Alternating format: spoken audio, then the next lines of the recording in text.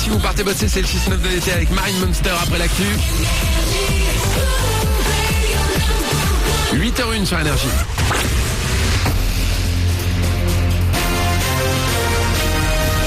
Toute l'actu sur Avignon avec Frédéric Plat.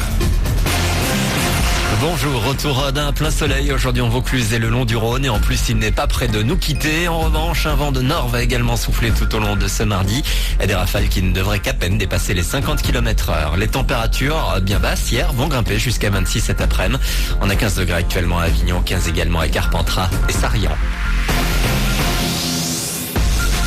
À nouveau un temps plutôt calme aujourd'hui donc sur Avignon, mais hier l'ambiance a été fort électrique. Un violent orage s'est abattu sur la Cité des Papes, notamment en fin de matinée. La foudre est tombée sur le Palais des Papes, côté cinéma Utopia. Un bloc de pierre d'une tour s'est effondré sur une terrasse de restaurant, heureusement vide. La tour impactée a ensuite été sécurisée.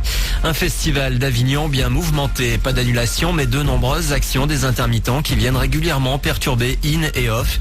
Nicolas Bedos, auteur de la pierre Promenade de Santé, joué en ce moment au théâtre du Chêne Noir, n'adhère pas forcément. Malheureusement, jusqu'à présent, tout le monde est perdant, puisque le festival est perdant, le théâtre est perdant, et j'ai pas l'impression que ce gouvernement très étrange ait véritablement entendu ou changé quoi que ce soit pour l'instant. Donc, qui gagne? Personne. Et certainement pas l'image des intermittents, dont le combat est totalement noble, qui gagnerait parfois à engager un responsable de la communication. Nicolas Bedos au micro-énergie de Charline Massari. D'autres actions des intermittents sont prévues dès samedi.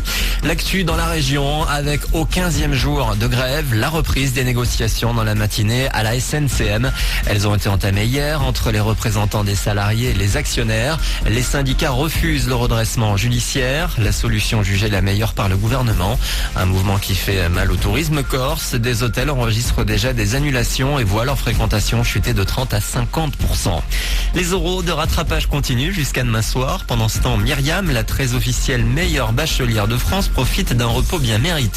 À seulement 18 ans, elle a eu son bac S vendredi avec une moyenne de 21,03. D'origine marocaine, elle vit à Villers-Cotterêts dans l'Aisne.